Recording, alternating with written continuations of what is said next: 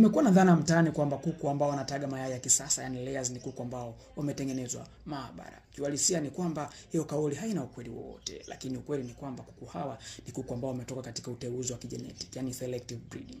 Kutokana na ongezeko la watu duniani na uhitaji mkubwa wa protini, wataalamu waliamua kumchagua kuku ambaye ana uwezo mkubwa wa kutaga mayai, ambapo walimchukua Leghorn White, lakini pia wakamchukua New Hampshire pamoja na Rhode Island kumtengeneza kuku ambaye ana uwezo wa kutaga mayai mengi kwa muda mfupi, na hivyo kuchangia katika kutatua changamoto ya uhaba wa protini duniani.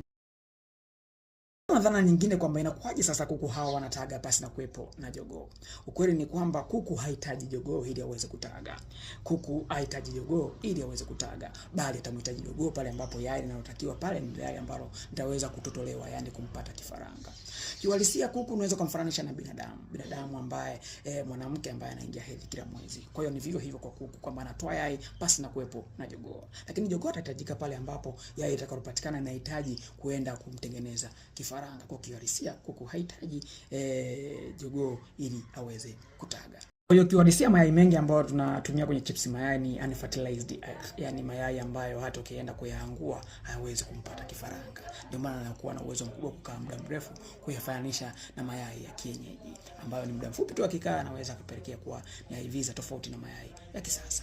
Dhana nyingine ni kuwepo kwa kemikali kwenye mayai ya kisasa. Uhalisia ni kwamba hakuna kemikali yoyote kwenye mayai ya kisasa, bali kumekuwa na kutokuwa na uaminifu kwa wafugaji wengi, ambapo pale ambapo wanakuwa wametumia madawa na hawazingatii withdrawal period, yani kipindi ambacho product kutoka kwa kuku inaruhusiwa kutumiwa na binadamu. Na hii ni changamoto kubwa sana, kwa sababu hakika inaenda kupelekea kwenye kitu ambacho kinaitwa antimicrobial resistance, yani usugu wa vimelea kwa magonjwa. Kwa hiyo tumekuwa na changamoto ambayo ni kubwa sana duniani kwa sasa. Kwa hiyo wakulima wengi wamekuwa hawafuatilii withdrawal period, ndio maana utakuta watu wengi wanakuta kwamba haya mayai yamekuwa na kemikali ndani.